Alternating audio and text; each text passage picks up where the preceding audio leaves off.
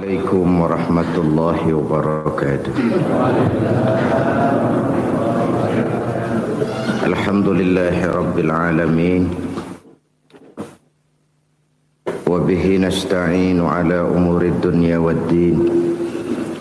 Salatu wassalamu ala asyrafil anbiya wal mursalin Sayyidina wa maulana Muhammadin wa ala alihi wa sahbihi ajma'in, amma ba'du. Pada pertemuan kali ini secara khusus kita akan membicarakan tentang puasa ini. Kita akan mulai dari yang pertama, puasa sunnah. Sebagaimana yang kita maklum, sunnah adalah satu perbuatan yang apabila kita kerjakan berpahala, tapi apabila kita tinggalkan tidak merupakan dosa. Hanya saja ia merupakan barometer dan ukuran daripada orang-orang yang cinta kepada sunnah itu sendiri. Ada banyak jenis puasa-puasa sunnah ini. Yang pertama, puasa sunnah di bulan Muharram. Rasulullah sallallahu alaihi wasallam bersabda, "Afdhalus siyami ba'da Ramadan syahrullahil Muharram, wa afdhalus salati ba'dal fardhah salatul lail." Diriwayatkan oleh Muslim dari Abi Hurairah. Puasa yang paling utama sesudah puasa Ramadan tidak lain adalah puasa di bulan Muharram. Dan solat yang paling afdol sesudah solat yang wajib adalah solat pada sepertiga malam yang akhir.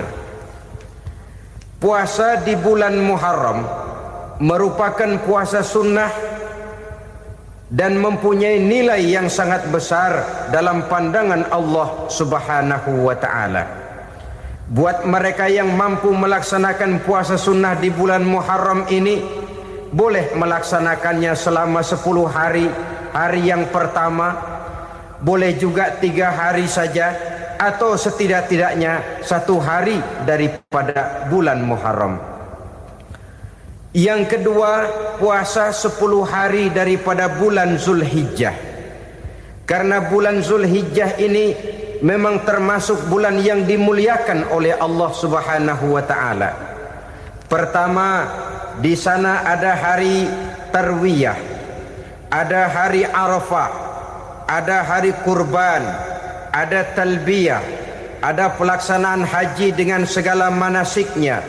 Maka puasa sunnah di bulan Zulhijjah merupakan amalan yang sangat utama dan besar pahalanya dalam pandangan Allah Azza wa Jalla. Sebagian ulama menjelaskan, man shoma hazihil ayyam akramahullahu bi asri asya'in.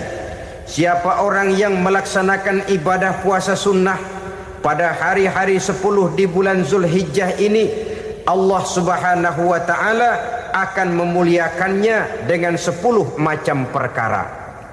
Saudara, ini keuntungannya. Yang pertama, orang yang puasa di hari-hari 10 bulan Zulhijjah diberikan al-barakah fi umrihi, diberikan keberkahan pada umurnya. Setiap kita ingin memperoleh umur yang berkah. Umur yang berkah itu yang bagaimana? Apa yang jumlahnya panjang? Mungkin. Tetapi yang jelas, umur yang berkah ini adalah umur yang bisa dipertanggungjawabkan di hadapan Allah Subhanahu wa ta'ala.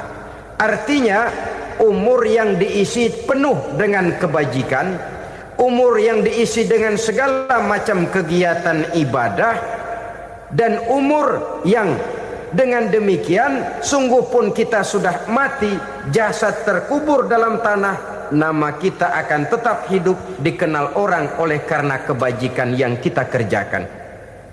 Saya kira akan lebih merupakan azab ketimbang nikmat kalau orang diberikan umur panjang tapi hanya untuk menumpuk-numpuk dosa saja. Kan lebih baik mana? Umur pendek banyak pahala, umur panjang banyak dosa. Lebih baik mana? Saya yakin yang paling baik tentu umur panjang banyak pahala. Paling sial umur pendek dosa melulu. Sudah diberikan umur pendek tidak seberapa, dosa berlipat ganda. Itu kalau orang kampung bilang tekor namanya. Rugi.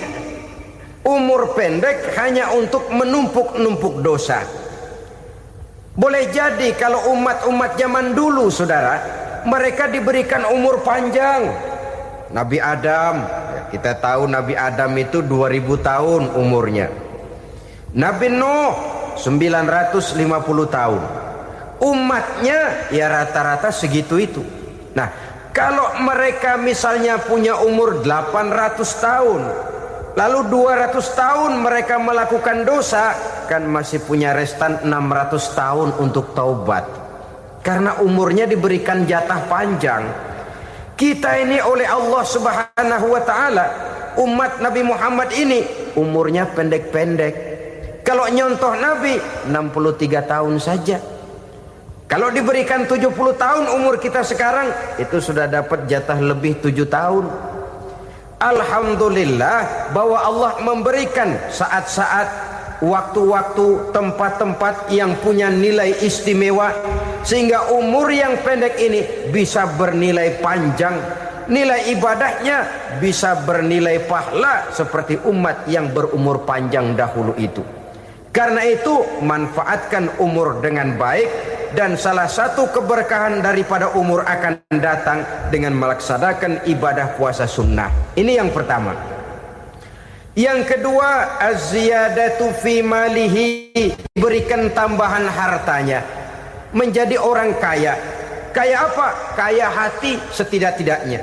Karena dengan tekun dan rajin melaksanakan ibadah puasa, yang segera tertanam dalam jiwa seseorang merasakan cukup di dalam kehidupan. Itulah dia orang yang paling kaya, orang yang hidupnya paling cukup. Kalau orang sudah merasa cukup dalam hidupnya, maka itulah dia orang yang kaya. Saudara-saudara kaum muslimin rahimakumullah, puasa sunnah memberikan tambahan harta, usahanya berkembang, dengan demikian membawa keberkahan, hartanya makin bertambah, akan menunjang ibadahnya kepada Allah, lebih memantapkan dan membawa ketenangan dalam hidupnya. Itu termasuk berkahnya melaksanakan puasa sunnah itu. Yang ketiga, al-hifzu fi iyalihi, diberikan penjagaan, perlindungan terhadap keluarganya. Anaknya sehat, sanak famili dan handai tolannya terjaga dan terpelihara dari segala malapetaka, dari segala mara bahaya. Kesehatannya terjamin dan terpelihara. Itu sudah merupakan modal yang sangat besar di dalam kita mengarungi kehidupan. Sebab rasanya sulit untuk bahagia. Duit kita banyak sekali. Usaha kita selalu mendatangkan untung yang berlipat ganda. Tapi sebentar-sebentar anak kita sakit, yang ampek, yang korengan, yang kena musibah, ndak karu-karuan sakit, berobat sampai jutaan rupiah. Itu kan sudah tidak membawa kebahagiaan. Uang masuk yang begitu banyak jumlahnya, habis akhirnya untuk berobat saja. Sebenarnya hitung-hitung ya seri-seri juga. Usaha berhasil, duit banyak, habis untuk berobat. Lah sama juga saudara-saudara. Jadi dengan demikian, biar duit kita banyak, asal keluarga pada sehat saja, udah enak bener itu. Duit banyak, ekonomi cukup, keluarga sehat, nikmat rasanya menjalani kehidupan ini. Yang kiamat sudah duit kagak barang seperak, keluarga ampek semua. Kiamat sudah. Saudara hadirin yang saya hormati, jadi yang ketiga, Allah memberikan pemeliharaan terhadap keluarganya. Satu kali orang dipelihara Allah, tidak satu kekuatan pun yang bisa mencelakakan. Satu kali orang disengsarakan Allah, tidak satu tenaga pun yang mampu menyelamatkannya. Itulah sebabnya perlindungan Allah, pemeliharaan Allah terhadap diri dan keluarga sangat kita perlukan di dalam kehidupan ini. Dengan melaksanakan ibadah puasa, kita mendekatkan diri kepada Allah. Dengan dekat kepada Allah, maka Allah pun dekat kepada kita. Sehingga dalam hadis qudsi dikatakan, ta'arraf ilallahi firraha ya'rifka fi syiddah. Ingatlah kepada Allah di waktu kamu senang, agar Allah ingat kepada kamu di waktu kamu susah. Yang kita laksanakan kadang-kadang sebaliknya. Waktu susah kita ingat Allah, waktu senang kita lupa Allah. Akhirnya nanti pada waktu kita melarat, kebelangsak, susah dan sebagainya, pertolongan tidak akan datang kepada kita. Benar, ta'arraf ilallah firraha ya'rifka fi syiddah. Ingatlah kepada Allah di waktu kamu susah, ingatlah kepada Allah di waktu kamu senang, agar Allah ingat kepadamu di waktu kamu mendapat kesusahan. Umumnya watak manusia memang kalau sudah dapat susah, ingat kepada Allah. Waktu duduk, waktu berbaring, sambil tidur, dalam segala keadaan Allah disebutnya, Allah dimintakan pertolongannya. Tapi dikala dia berada pada posisi di atas angin, merasa senang, bahagia, Allah terlupakan. Saudara-saudara kaum muslimin, itu yang ketiga. Yang keempat, at-takfiru li sayyiatihi. Orang yang melaksanakan puasa sunnah itu diampuni segala dosa dan kesalahan yang telah dilakukannya. Dan yang kelima, at-tad'ifu li hasanatihi, diberikan balasan yang berlipat ganda dari segala kebaikan yang dikerjakannya. 1 berbalas 7, 7 bisa berbalas 10, 10 masih berbalas 100, masih ditambah dengan wallahu yudha'ifu liman yasha. Allah melipat gandakan pahala orang-orang yang dikehendakinya. Maka carilah satu kebaikan yang apabila kita kerjakan, dosa akan dihapus dan nilai pahalanya menjadi berlipat ganda. 1 kali kita bekerja, 2-3 bisa kita raih dan kita jangkau.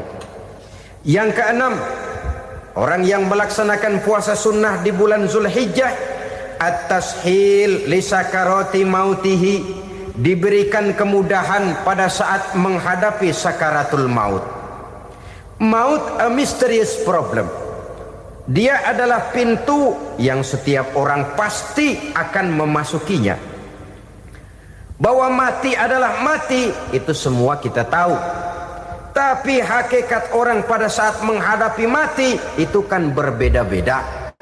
Ada yang matinya itu gampang sekali, persis orang tidur saja, tidak nampak gelisah, tidak bikin susah yang hidup, tidak gelimpangan di tempat tidur, persis seperti orang mau tidur saja. Ada yang sulit sekali menghadapi sakaratul maut, gelimpangan di tempat tidur, bikin bingung orang yang nunggu. Kadang-kadang seperti kerbau digorok lehernya. Saudara-saudara, sulit menghadapi sakaratul maut. Oleh karena itu Rasulullah sallallahu alaihi wasallam sering beliau itu kalau berdoa membaca Allahumma hawin alayya fi sakaratil maut. Ya Allah, mudahkan saya di dalam menghadapi sakaratul maut. Rasulullah saja, saudara, orang yang ibadahnya paling banyak, orang yang hatinya paling bersih, orang yang akhlaknya paling luhur, masih berdoa semacam ini. Mohon dimudahkan oleh Allah agar mudah menghadapi sakaratul maut. Apalagi kita, terus terang kita ini paling-paling kelas muhtalid, bangsa sama pahala mau sama dosa doyan. Lebih perlu lagi menghadapi sakaratul maut, sehingga apabila malaikat maut datang menjemput nyawa kita, dimudahkan, jangan dibikin sulit, supaya mudah. Jadilah orang baik-baik. Biasanya kalau banyak yang mati, malaikat maut juga kali main-mainin dulu tuh orang, kutak-katik, ditakut-takutin dan segala macam. Saudara hadirin yang saya hormati, maka menghadapi sakaratul maut ini merupakan kunci. apakah seseorang bisa husnul khatimah atau bisa su'ul khatimah. Salah satu jalan untuk memudahkan diri menghadapi sakaratul maut, melaksanakan puasa sunnah di bulan Zulhijjah ini. Yang ketujuh, ad-diya'u li zulumati qabrihi, diberikan terang di alam kuburnya. Kubur, saudara tahu, saudara tentu sering lihat orang dimasukkan ke liang lahat, ditutup dengan papan, dinding ari kata kita di kampung, lalu diuruk lagi dengan tanah. Dalamnya liang lahat, gelapnya liang lahat, gelapnya diuruk dengan tanah, gelapnya di dalam kubur, 3 gelap yang menjadi satu. Bapak moyangnya gelap.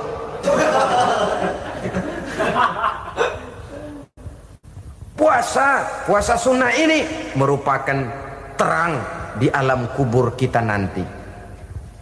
Yang kedelapan, at-tasqil limizanihi, diberikan keringanan pada timbangan di hari akhirat nanti. Bahwa setelah dibangkitkan dari kubur, setiap kita akan menghadapi perhitungan, akan ditimbang segala macam kebaikan dan segala macam kejahatan yang pernah kita lakukan di dalam kehidupan.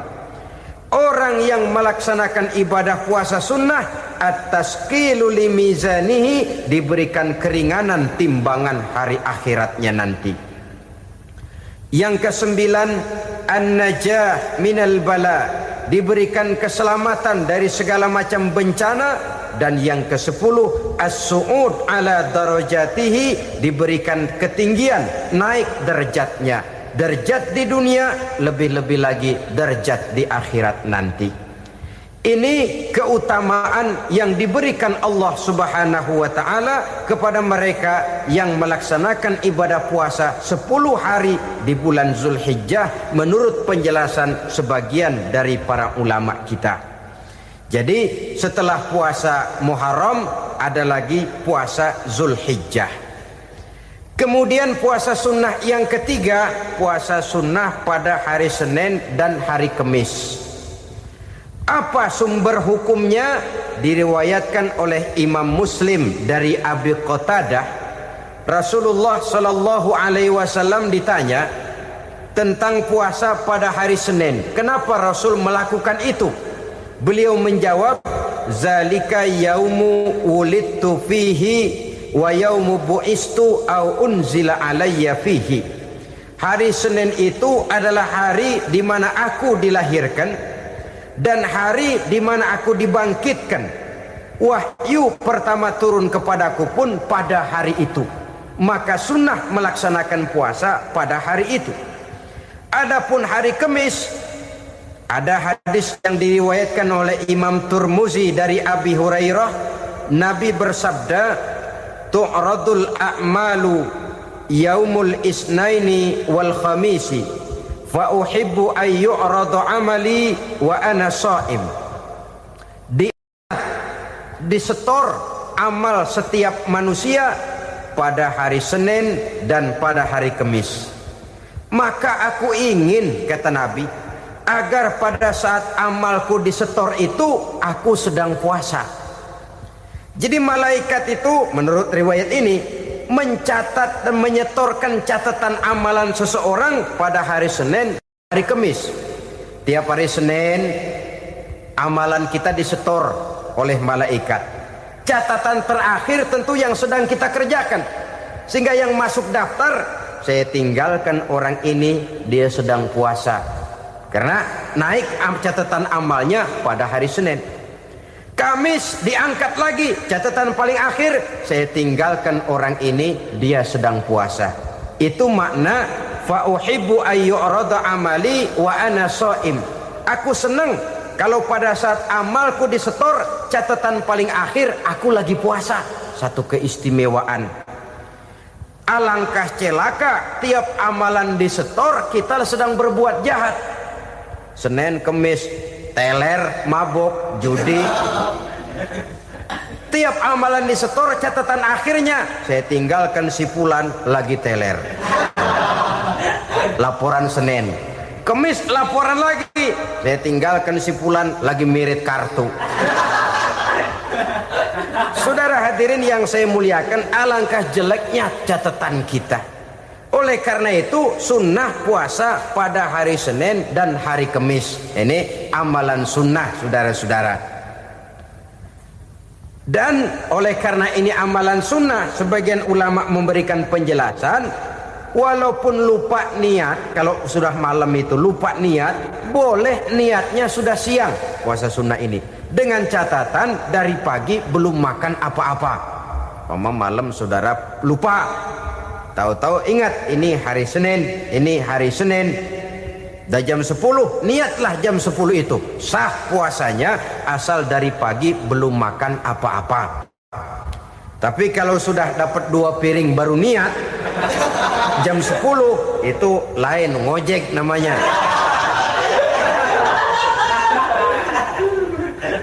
Jadi puasa sunnah yang ketiga, puasa pada hari Senin dan hari Kamis. Yang keempat, puasa jenis sunnah yang keempat, puasa 6 hari di bulan Syawal. Diriwayatkan oleh Imam Muslim dari Abi Ayyub bahwa Nabi bersabda, "Man shoma Ramadhana summa atba'ahu sittan min Syawal kana kasyamid dahri." Barang siapa yang berpuasa di bulan Ramadan kemudian diikutinya dengan 6 hari di bulan Syawal, maka dia seolah-olah seperti orang yang berpuasa 1 abad lamanya. Allahu Akbar. Demikian besar keuntungannya. 6 hari di bulan Syawal sama dengan orang yang berpuasa 1 abad lamanya. Ini fadailul a'mal, saudara-saudara. Jangan diartikan karena memang sudah puasa 6 hari bulan Syawal, Ramadan tahun depannya lantas nggak puasa. Kenapa? Ukurannya sudah 1 abad. Bukan itu pengertiannya. Ini mendorong orang memberikan ganjaran pahala yang sedemikian besar. 6 hari setelah Ramadan, artinya di bulan Syawal. Tidak pada hari pertama Syawal karena haram hukumnya berpuasa pada hari fitri itu. 6 hari di bulan Syawal. Tinggal lihat yang mampunya saja. Boleh berurutan, boleh tidak berselang-seling, boleh. Asal saja jumlahnya 6 hari selama masih bulan Syawal itu. Hari ini 3 hari lagi, 4 hari lagi, diselang-seling atau berurutan, itu juga lebih baik. Puasa sunnah 6 hari daripada bulan Syawal. Kemudian yang kelima, puasa sunnah 3 hari pada setiap bulan. 3 hari pada setiap bulan. Diriwayatkan oleh Imam Bukhari dan Muslim dari Abi Hurairah. Abi Hurairah bercerita, "Ausani khalili sallallahu alaihi wasallam bisalasin." Kekasih saya Rasulullah berwasiat kepada saya, memesankan benar-benar kepada saya untuk melaksanakan 3 amalan yang terpuji. Pertama, siyamu salasati ayyamin min kulli syahrin. Puasa 3 hari dalam setiap bulan. Ini wasiat yang pertama. 3 hari pada setiap bulan. Tidak peduli bulan apa saja. Dalam artian ya bulan menurut perhitungan Islam ya. Muharram, Safar, Rabiul Awal, Rabiul Tsani, Jumadal Ula, Jumadil Akhir, Rajab, Sya'ban, Ramadan, Syawal, Zulqa'dah, Zulhijjah dan selanjutnya. 3 hari pada setiap bulan. Tanggalnya tanggal berapa saja. Lebih utama pada yang disebut Yaumul Bid, yaitu hari-hari di mana bulan menunjukkan purnama. Tanggal 13, tanggal 14 dan tanggal 15 pada setiap bulannya itu disunahkan melaksanakan puasa. Itu wasiat pertama, puasa 3 hari pada setiap bulan. Wasiat yang kedua, waraqatai duha, melaksanakan sholat duha sekurang-kurangnya 2 rakaat. Itu wasiat yang dipesankan benar kepada saya, kata Abi Hurairah. Pertama, puasa 3 hari pada setiap bulan.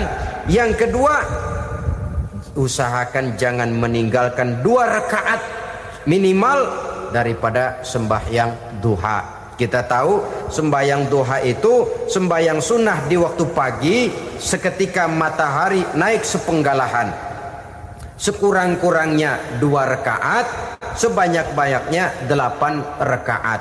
Di antara fadilah atau keutamaan daripada sholat duha ini yaitu menyangkut masalah rezeki dan usaha. Kemudian wasiat yang ketiga, wa an utira qabla an anama. Beliau sangat berwasiat kepada saya untuk sholat witir sebelum tidur. Artinya sholat malam sebagai amalan sunnah di dalam kehidupan kita. Jadi saudara-saudara, dalam hidup ini kita akan selalu berbentur dengan keperluan. Kalau pada satu saat kita sudah sampai kepada tahap berpikir ini keperluan saya, tentu hal-hal semacam ini akan kita kerjakan. Kita belum tergerak melaksanakan ini semua oleh karena barangkali kita merasa belum memerlukannya. Karena itu marilah kita berusaha di samping melaksanakan puasa yang wajib juga melaksanakan puasa yang sunnah di dalam kehidupan kita. Ini jenis puasa-puasa yang sunnah. Kemudian yang kedua, ada macam puasa yang disebut puasa nazar. Hukum pelaksanaannya wajib apabila nazarnya sudah terwujud. Puasa nazar, puasa yang dikaitkan dengan suatu persoalan. Umpamanya, kalau saya lulus ujian, saya akan puasa 1 minggu lamanya. Begitu ujiannya ternyata lulus, dia wajib bayar nazarnya. Puasa 7 hari, tidak lagi sunnah tapi wajib karena dia nazarkan. Asal saja tidak sah nazar kepada yang makruh apalagi kepada yang haram. Umpamanya nazar kalau tembus 6 nomor mau puasa 3 hari. Itu nazar semacam itu bukan saja tidak sah tapi haram hukumnya. Tidak boleh nazar kepada yang makruh apalagi kepada yang haram. Jadi apabila maksud yang sudah kita niatkan tercapai, wajiblah nazar itu dibayar, yaitu kalau nazarnya sunnah melaksanakan ibadah puasa.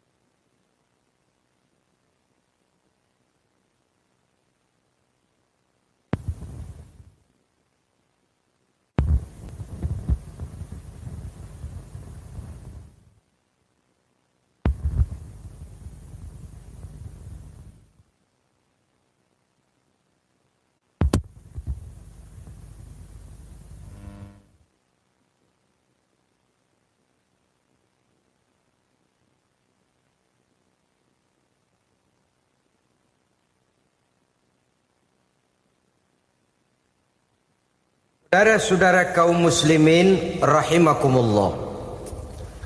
Jenis puasa yang ketiga kita kenal dengan puasa wajib.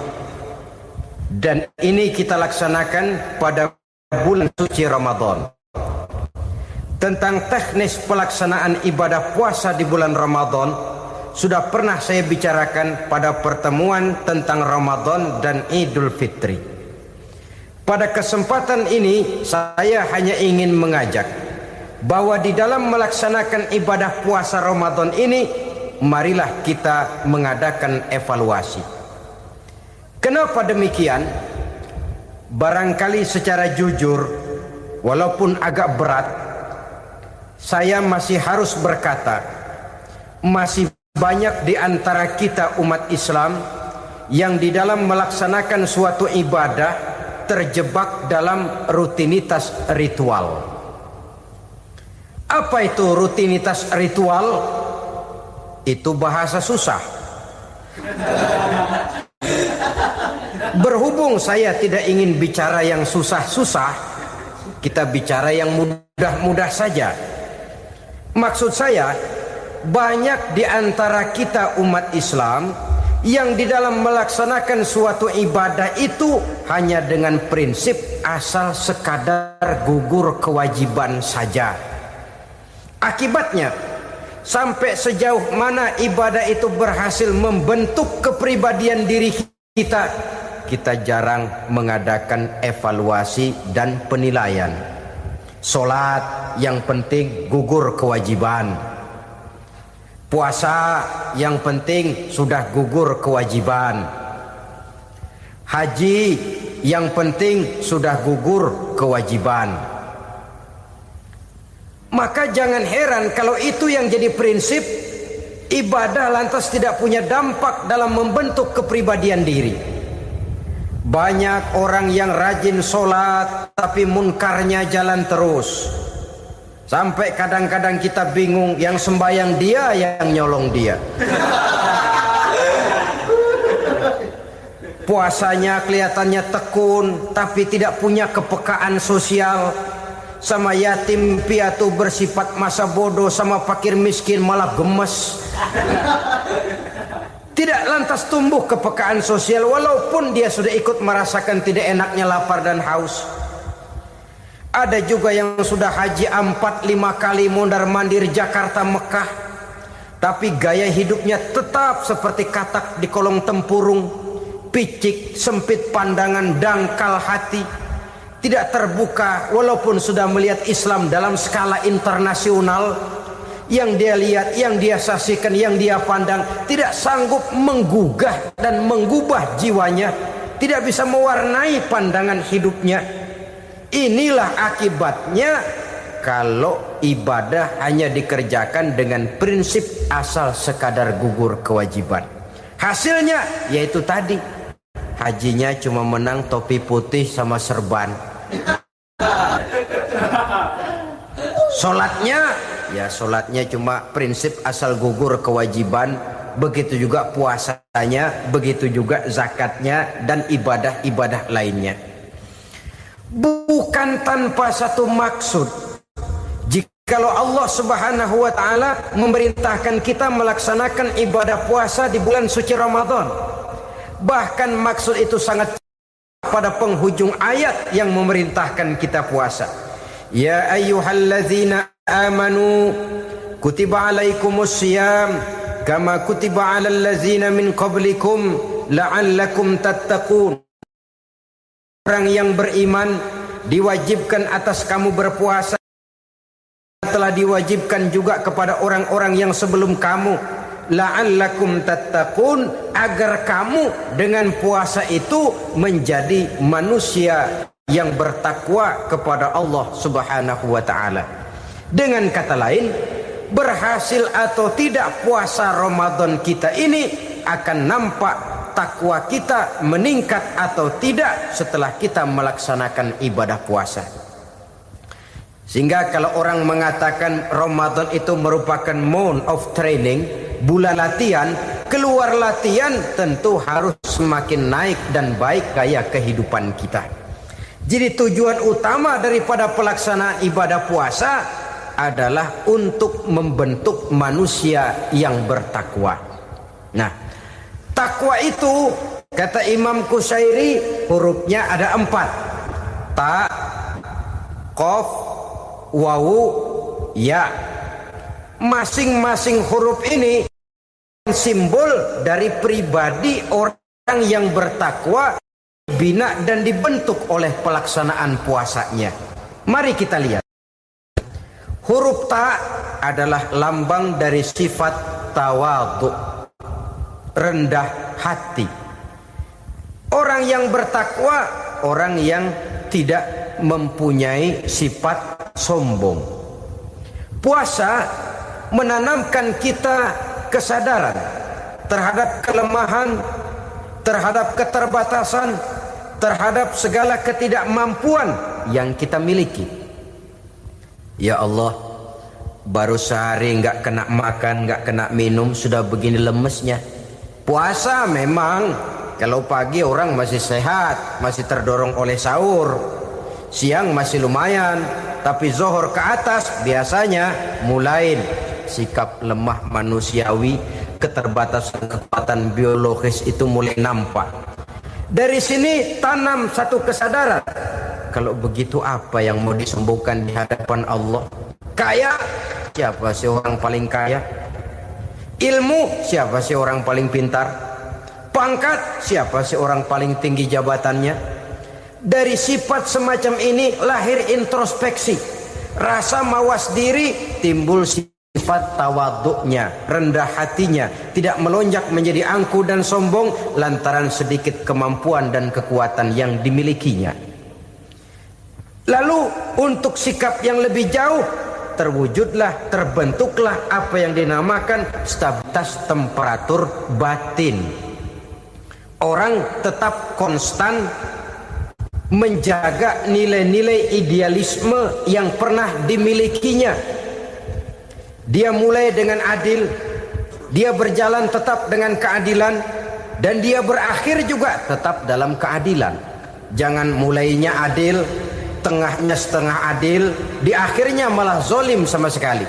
Ini tidak punya stabilitas temperatur batin. Kan banyak orang begitu toh. Mulanya benar, belakangan mau benar sendiri. Mulanya sudah rela berkorban buat kepentingan orang banyak, belakangan malah selalu mengorbankan kepentingan orang banyak. Waktu di bawah rajin baca ayat kursi, dapat kursi lupa ayat. Stabilitas temperatur batin, tertipu oleh perasaan seolah-olah situasi dan kondisi sudah serba memungkinkan, sudah serba menguntungkan. Orang yang dibentuk pribadinya oleh pelaksanaan ibadah puasa, dia sadar apapun keberhasilannya, apapun kedudukannya, apapun nilai kekayaannya, itu cuma sebagian kecil sekali dari apa yang ada pada zat Allah Subhanahu wa ta'ala. Hati tidak takabur, sesuai dengan namanya takabur dari kalimat takabbaro ya takabbaru, membesar-besarkan diri. Orang yang suka membesar-besarkan diri, orang yang tidak yakin bahwa dirinya orang besar, lalu dibesar-besarkan dirinya. Sebenarnya itu sudah satu sikap di mana dia tidak percaya kepada diri sendiri. Dirinya sebenarnya bukan apa-apa, cuma ingin dianggap besar, lalu dibesar-besarkan. Takabbur namanya. Puasa sekali lagi melatih kita menanamkan kesadaran akan kelemahan dan keterbatasan kita sebagai makhluk. Itu sikap tawadu. Fir'aun, sudah tahu Fir'aun, lama-lama dia jadi raja, lupa diri dan lupa daratan, melonjak menjadi angku dan sombong sampai kepada puncak kekurang ajarannya, memproklamirkan dirinya menjadi Tuhan. Hitler juga begitu. Pendeknya orang manakala tidak ada kesadaran tentang dari mana segalanya berasal dan kemana segalanya akan kembali, dia mudah out of control. Kalau sudah out kontrol, maka dia akan melakukan perbuatan yang melampaui batas. Itu yang pertama. Jadi orang takwa, orang yang rendah hati, salah satu tujuan daripada pelaksanaan ibadah puasa menanamkan sikap rendah hati. Dari sikap rendah hati ini yang timbul lalu apa? Kepekaan sosial. Kalau saya puasa, saya sudah merasakan bagaimana tidak enaknya lapar. Saya sudah merasakan bagaimana tidak enaknya haus. Tapi bagaimanapun, saya lapar cuma sebentar, saya haus cuma sebentar. Selesai maghrib, lapar saya hilang, haus saya hilang.